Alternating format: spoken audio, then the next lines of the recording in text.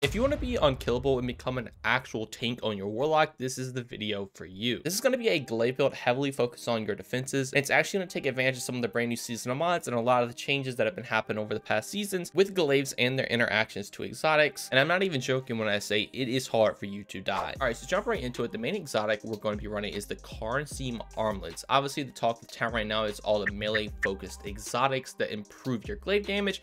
But if we just look back at an old change that happened, this gives the exotic perk Vampire's Caress. So melee kills instantly restore a large amount of health and continue to restore health afterwards for a short duration. Karnstein armaments in the previous season started to work with glaives, and it was very strong then, and it is still very strong now. Just going up and getting a melee kill with the glaive is extremely easy to do. You're going to get a large amount of health, and then on top of that, you will just have permanent regeneration 24/7, and it is very hard for you to die, and that is just the beginning of the build. Now, since glaives are a main part of this, I like to run Nezarec's Whisper with this build simply because of some fragments and interactions I'm going to be talking about.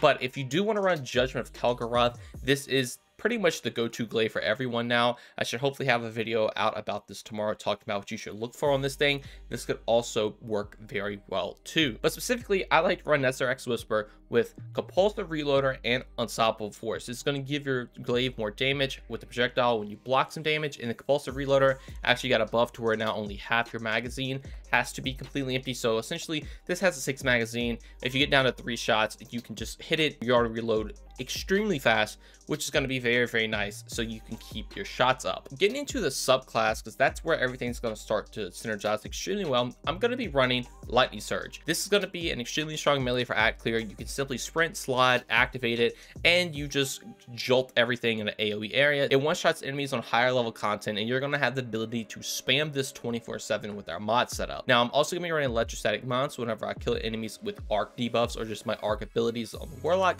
I will make Onyx Traces, which in return will make me amplified, and on top of that, I will also get energy back, which will help with spamming Lightning Surge 24/7. Grenade doesn't matter. I just have a pulse grenade on, and I would highly recommend running Chaos 3 just for some burst DPS if you need to get some out.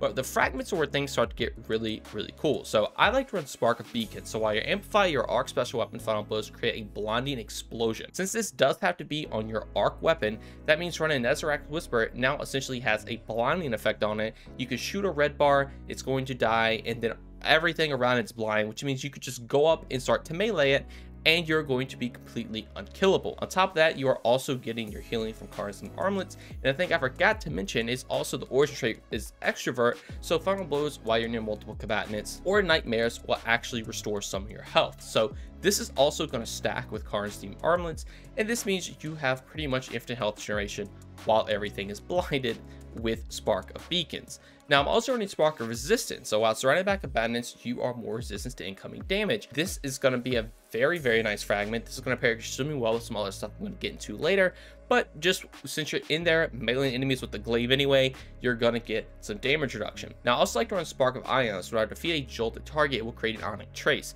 Now, Electrostatic Mine's already creating Onyx Traces, but this and Spark of Ions will actually stack, and you're going to get 2 Onyx Traces from time to time, which will really help out with getting your melee energy back.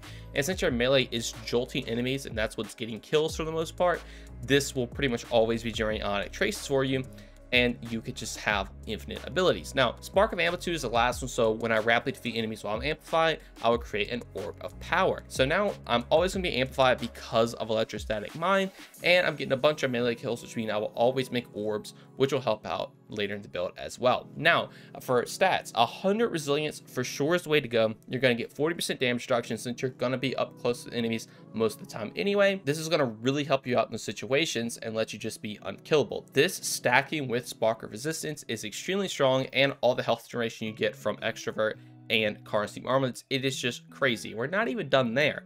Now, also, I'm running 100 strength, so you can get your melee back as fast as possible. So again, you can spam that Lightning Surge more and more and as much as you can. But if we jump into mods, I first want to go over Passive Aggressive Guard. So receive less damage from combatants that are close to you while you are wielding a glaive. This will stack with absolutely everything I've already went over. So Passive Aggressive Guard, Resilience, and Spark of Resistance will all give you just an absurd amount of damage reduction on top of all the healing again from Extrovert and Karnstein armlets, and you literally become unkillable. Since you need to be up close anyway for glaives to function unless you're shooting the range shot 24/7.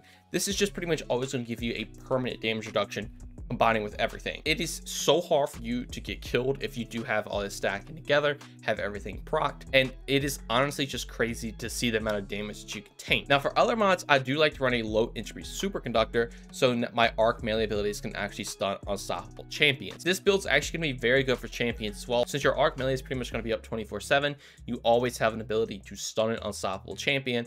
And if you ever need to swap anything else out, I like to run a Wish Ender. This is just some intrinsic anti-barrier. You also have access to pretty much any season mods you want to run with the reloader if you need it, or if you want to run double champion mods, you do that as well. You could pretty much take anything in this slot just to help out with in-game content, because that moves most of the time where your champion mods are going to go. So you have the ability to get pretty much every single champion. And then the other mod I did have slotted in, since it is Artifice Armor, I just have an Advanced Scout, so champions that stun take more damage.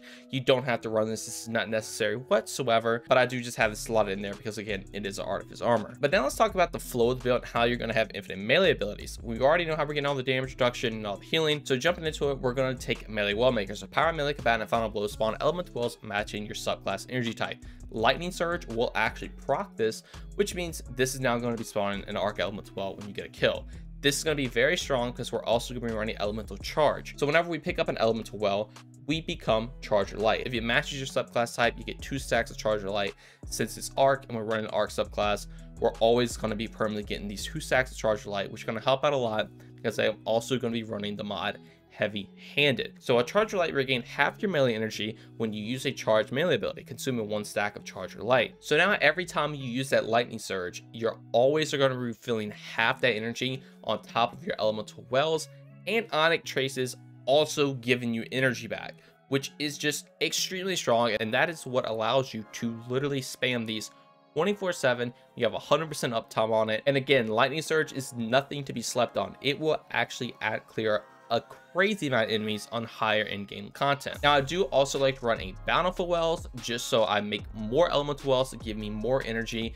And as you saw earlier, I do run a Seeking Wells mod. This will just let the wells that I spawn track to me, just like the Onyx Traces track to me. So if they spawn in just, you know, weird spots, this just makes it easier. You're for sure going to get that energy back, so you can always have that melee up all the time. Now just some other mods, I do have a Glaive and Linear Fusion Ammo Finder. You can obviously swap those out for whatever power weapon you're running. Obviously you should pretty much always keep the Glaive one on.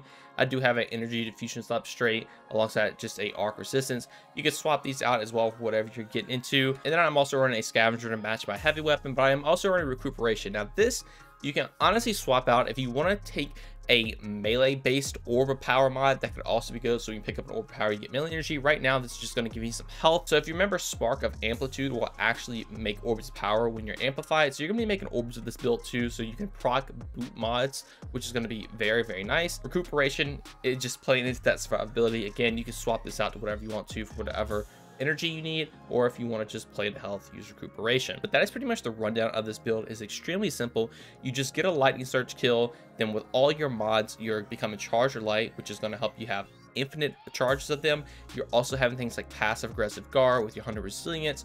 Your Spark of Resistance as well is going to give you a bunch of damage reduction. Your extrovert trait on top of your Karnstein armlets is also giving you a bunch of health generation. If you're ever in a very bad scenario, just kill an enemy with the shot of the Glaive Spark of Beacons. It's going to make every single enemy around them blind. Then you can run in, finish them off with your Glaive, which is very, very nice. And then you also on top of that have your Spark of Amplitude. If you want to swap this out for whatever energy you need when you pick up an Orb of Power, that can be very good for you as well. You have access to every single champion. This is in-game ready. It is very tanky, does a lot of damage. You have all the champion mods you need to get into, and I think you all are going to enjoy it. This is honestly one of my favorite builds. This was pretty much the go-to build for me for Arc 3.0 when it launched for Warlocks, because it wasn't the strongest, but now with the Arc Soul buff, I think that one is honestly a little bit stronger than this one now, but this is still up there with some of the best builds in the game. If your goal is just to survive, which is what a lot of in-game content is, especially with things like day one raids or anything, this is gonna be an extreme go-to. The only problem is I wish Chaos Reach did a little bit more damage, but every other aspect of the build is very strong, very fun. And if you all like to try it out, I will have a dim link to it in the description below. And also, if you did enjoy and learn anything new, consider subscribing, drop a like, turn notifications on. Also, if you like to join my Discord or follow me at any of my socials, all of that will be linked in the description as well. But just know watching this video is way more than enough, and that every single bit of support from you all is truly appreciated. Thank you all so much for watching this one, and have a great day. Peace.